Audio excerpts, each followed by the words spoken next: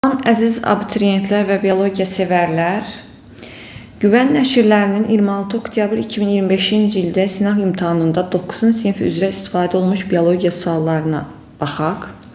Birinci sualdan başlayaq. Birinci sualda deyilir: hansı mülahizəni verilmiş meyvə tipinə aid etmək olar? Şəkildə göstərilibdir fındıq meyvəsi. A. Meyvə yanlığı xaricdən nazik dəriciklə örtülmüşdür. Xeyr. B-də quru və çox toxumludur deyir. Qurudur, lakin bir toxumlu bitkidir. Meyvə yanlığı toxuma bitişikdir. Xeyr. Yetişdikdə quruyaraq açılır və toxumlarını ətrafa səpələyir. Bu fındıq meyvəyə aid deyil. Əmələ gəlməsində iştirak edən yumurtalıq sayı yumurtacıq sayına bərabərdir. Y bəndi doğru fikirdir. Cədvələ əsasən kök yumruları, gövdə yumruları və soğanaltılar göstərilmişdir. İndi baxaq. Birincidə kök yumrularını tapmalıyıq. Bizə aiddir kök yumrularına georgin və qaymaq otu. Georgin və qaymaq otu olmayan digər bəndləri çıxırıq. İkincidə gövdə yumrusu istəyir. Gövdə yumrularına aiddir kartof, yer armudu. Georgin olan bəndi çıxırıq. Soğanaqlara aiddir qaz soğanı, nərgiz, dağ laləsi və soğan. Davə dabanı soğanaqlı bitki deyil, kökümsovlu bitkidir. Ona görə də yerdə qalır D bəndi. Cavab D. Əgər bitkidə yaxşı inkişaf etmiş qabığı olan toxumlar meyvə yalınlığındakı arakəsmə üzərində yerləşirsə, onda bu bitki arakəsmə üzərində yerləşən buynuz meyvədir. Buynuz meyvəyə də aiddir kələm bitkisi. Cavab Y bəndi. Örtülü toxumlu bitki yarpağında üst dərici hüceyrələrin bilavasitə altında nə yerləşir? Üst dərici hüceyrələrin bilavasitə altında sütunvari toxuma yerləşir. Cavab A. Su kökün sorucu zonasında əmici tellərdən bilavasitə hara keçir? Biz bilirik ki, əmici tellər sorucu zonada yerləşir və əmici tellərin funksiyası torpaqda olan su və mineral maddələri sorub bitkiyə ötürməkdir. Əmici tellərdən birbaşa su kökün qabıq hüceyrələrinə keçər. Cavab A bəndi. Düzgün fikirləri seçin. Heyvanların bədənində baş verən qaz mübadiləsini tənəffüs sistemi təmin edir. Doğru fikirdir. Traxeyalar suda həll olmuş oksigenlə tənəffüsə xidmət edir. Xeyr, səhv fikirdir. Qəlsəmələr suda həll olmuş oksigenlə tənəffüsə xidmət edir. Ağciyərlər atmosfer havası ilə tənəffüsə xidmət edir. Doğru fikirdir. Suda yaşayan canlılar yalnız qəlsəmələrlə tənəffüs edir. Səhv fikirdir. Cavab 1-3 A bəndi.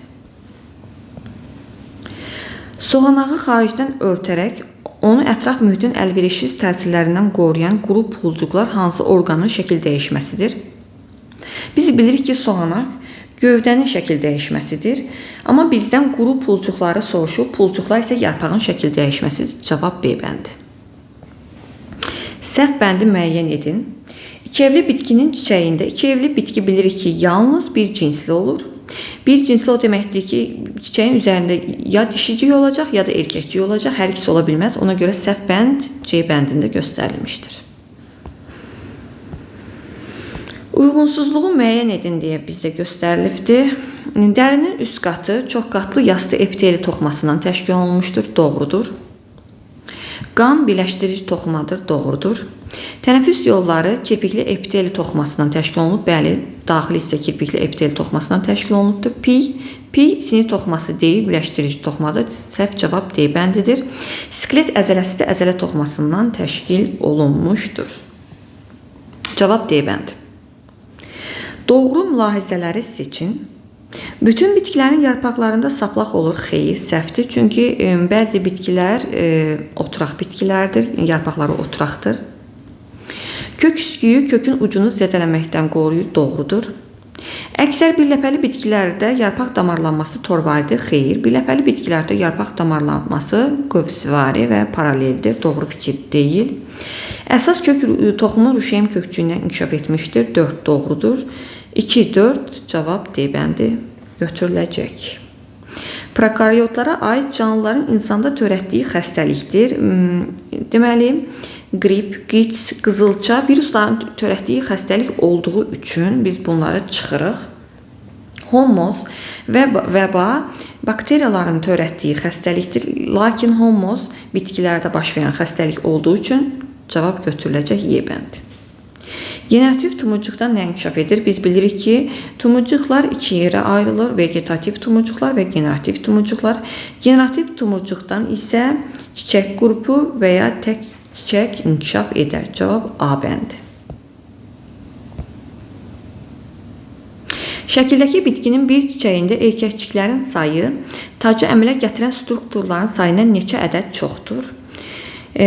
Deməli, birinci erkəkçikləri sayaq. 2, 3, 4, 6, 9, 12. Bizə verilibdir 12 ədəd erkəkcik. Tacı əmələ gətirən bilirik ki, ləçəklərdir. Ləçəklərin sayı 1, 2, 3, 4, 5. 5 ədəd ləçəyimiz var. Onda 12-dən 5-i çıxırıq, eləyir 7.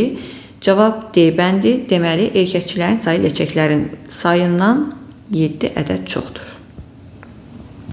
Həm bitki, həm də göbələk hüceyrəsində olur. Biz bilirik ki, bitki hüceyrəsində plastitlər olur, göbələk hüceyrəsində isə olmur. Ona görə də plastitlərin növləri olan xloroplastlar, leykoplastlar və xromoplastları birbaşa silirik.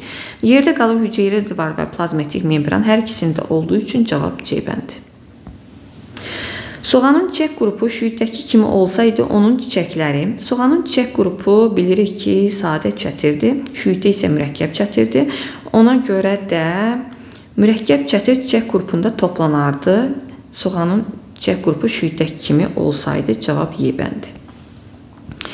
Obyektivin üzərində 40 yazılan mikroskopun böyütmə dərəcəsi n olarsa, okulyarın üzərində yazılan ədədi necə hesablamaq olar? Bilirik ki, mikroskopun böyütmə dərəcəsini tapmaq üçün obyektivlə okulyarın üzərində olan rəqəmləri bir-birinə vurmaq lazımdır. İndi bizdən okulyar soruşduğu üçün mikroskopun böyütmə dərəcəsini obyektivin böyütmə dərəcəsinə bölmək lazımdır. Cavab B bəndi. Verilən meyvələrdən hansılarında meyvə yanlığının daxili qatı daşlaşmış olur? Burada bizdən soruşur çərdək meyvəni.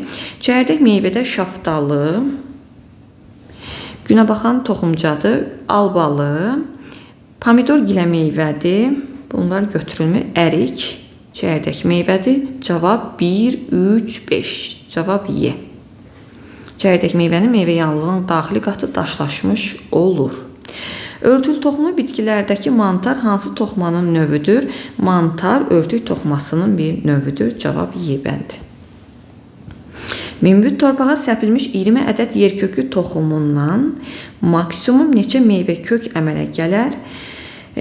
Toxumda 20 ədəd yerkökü toxumu səpilibsə, maksimum 20 ədəd də meyvə kök əmələ gələcək. Cavab C bəndi. Buğda toxumunda rüşeymin hissəsidir. Biz bilirik ki, rüşeymin hissələri kökcük, gövdəcik, tumurcuq və ləpədir. Buğda bir ləpəli bitkidir və burada da rüşeym hissəsi olaraq ləpə göstərilmişdir. Cavab D bəndi. Şəkildə hansı orqan və ya orqanların şəkil dəyişməsi göstərilmişdir? Şəkildə yer kökü və kartof göstərilibdir. Yer kökü kökün şəkil dəyişməsidir, meyvə kök. Kartof isə gövdənin şəkil dəyişməsidir, gövdə yumrusu. Ona görə cavab B götürüləcək. Yarpaqları növbət düzülmüş 2 zoğda cəmi 11 tumurcuq var. Birinci zoğda 4 qoltuq tumurcuğu, ikinci zoğda isə neçə yarpaq qoltuğu olduğunu hesablayın. Biz 2 zoğ verildiyi üçün 2 zoğ çəkirik bura. Bilirik ki, zoğda təpə tumurcuğu olur. İlk başda təpə tumurcuqlarını çəkək. Daha sonra birinci zoğda 4 qoltuq tumurcuğu verilmişdir. Deməli, birinci zoğda ümumi 5 tumurcuq var. İkinci zoğda isə neçə qoltuq tumurcuğu olduğunu soruşur.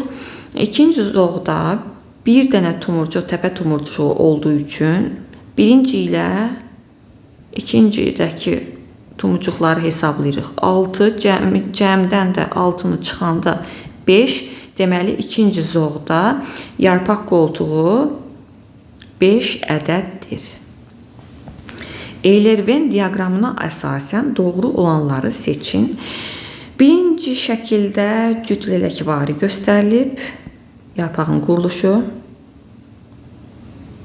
İkinci şəkildə isə üçər. İndi bizə doğru olanları göstərin deyir. 1. Yarpaqcıqlar bığcığa çevrilə bilər. Birincidə çevrilə bilər cüt lələkvari, ikincidə yox. Səhv fikirdir. Yarpaq ayaları ilə yarpaqların sayı bərabər deyil, doğru fikirdir. At şabaltı bitkinin yarpaq quruluşu ilə eynidir. 3 göstərilmişdir cüt lələkvarida. At şabaltında isə barmaq varidir. Doğru fikir deyil. Çələk bitkisinin yarpaq quruluşu ilə eynidir. 4 göstərilmişdir cüt lələkvarida, amma çələk üçərdir. Doğru deyil. Lobya bitkisi ilə yarpaq quruluşu eynidir. Bəli, lobya bitkisi də üçər olduğu üçün cavab 2 və 5 götürüləcək. Cədvələ əsasən X üstəgəl Y tapın deyir. 2 qat çiçək yanlıqlı bir cinsli çiçək. Deməli biz bilirik ki, çiçəyin hissələri maksimum 6 götürülür. 2 qat çiçək yanlıqlı bir cinsli çiçək. Bir cinsli çiçək o demək idi ki, çiçəkdə ya erkəkcik var, ya dişicik. Ona görə də X olar 5. Sadə çiçək yanlıqlı 2 cinsli çiçək. 2 cinsli çiçək o deməkdir ki, çiçəkdə həm erkəkcik var, həm dişicik var. Amma sadə çiçək yanlığı yarpaqcıqlardan ibarətdir. Ona görə də Y bərabərdir 5 olacaqdır. Onların da cəmi edəcək 10. Cavab 10. Hansı çiçək qruplarında saplaqsız çiçəklər ola bilər? Mürəkkəb çətir səhvdir. Sadə salxımda da çiçəklər saplaqlıdır. Səbətdə oturaqdır, doğrudur. Başçıq hansılara aiddir? Yonca aid idi. Bu da doğru fikirdir. Sadə sümbül, məsələn, bağa yarpağı doğru fikirdir. Qalxan aid idi armudda, məsələn, yemişanda. Bu doğru fikir deyil. Cavab götürüləcək 3, 4 və 5. Həşəratla qidalanan bitkiləri seçin. Həşəratla qidalanan bitkilər şeh çiçəyi götürülür. Mal dili aid deyil. Milçək tutan qaz soğanı aid deyil və nepentis. Cavab 1, 3, 5. Quş əhbəyi toxumu və soğan toxumu götürülübdür. Uyğunluğu müəyyən edin deyil. Quş əhbəyi bilirik ki, 2 ləpəli bitkidir. Soğan isə 1 ləpəli bitkilidir. A. Ehtiyat qida maddələri rüşeymdə toplanıb. Ehtiyat qida maddələri rüşeymdə toplanan quş əhbəyi toxumu götürüləcək. 1A. Rüşeymində 1 ləpə olur soğan toxumunda. 3-ə B yazırıq. Ehtiyat qida maddələri endospermdə toplanıbdır. Soğan toxumunda ehtiyat qida maddələri endospermdə toplanır. 3-ə yenə C yazırıq. Generativ orqanda toxum bəli generativ orqanda 2-yə D yazırıq. Rüşeymində 2 ləpə olur. Bayaq da dediyim kimi quş əhbəyi 2 ləpəli bitkidir. 1-ə yazırıq Y. Cavab 1 A Y, 2 D, 3 B C. Gəldik siyasi suallarına. Tədqiqatçı mikroskopla palıd yarpağının müəyyən sahəsində müşahidə apararaq xlorofilə malik 600 yaşıl hüceyrə saymışdır. Tədqiqatçının müşahidə etdiyi xlorofilə malik yaşıl hüceyrələr hansılardır? Biz bilirik ki, yarpaqda yaşıl hüceyrələr, yəni xlorofilə malik hüceyrələr, ağızcıq hüceyrələri, süngərvari toxuma, birinci sütunvari toxumanı yazaq üstdən aşağıya doğru. Daha sonra süngərvari. Deməli, xlorofilə malik yaşıl hüceyrələr, ağızcıq hüceyrələr, sütunvari toxuma və süngərvari toxumada yerləşəcək və tədqiqatçı bunları müşahidə etmiş olacaq. Tədqiqatçının müşahidə etdiyi xlorofilə malik hüceyrələrdən hansı və ya hansıları əsas toxumaya aiddir? Sütunvari və süngərvari əsas toxumaya aid olacaq. 29-da sütunvari və süngərvari götürülür. Tədqiqatçının müşahidə etdiyi yarpaq sahəsində əsas toxumaya aid xlorofilli hüceyrələrin ümumi sayı 500 olarsa, yəni deyir ki, sütunvari və süngərvari toxumada xlorofillərin sayı 500 olarsa, həmin sahədə cəmi neçə ağızcıq saymaq olar? Ümumi bizə verilmişdir 600. 600-dən 500-ü çıxırıq. Olur 100. Yəni 100 ədəd qapayıcı hüceyrə var. Biz bilirik ki, bir ağızcıq 2 qapayıcı hüceyrədən təşkil olunmuşdur. Bir ağızcıq 2 qapayıcı hüceyrədən təşkil olunmuşdur. Bəs 100 dənə qapayıcı hüceyrə neçə dənə ağızcıq hüceyrəsindən təşkil olunmuşdur? Cavab 50. Deməli, həmin sahədə cəmi 50 ədəd ağızcıq saymaq olar. Bu qədər. Hər birinizə uğurlar uşaqlar.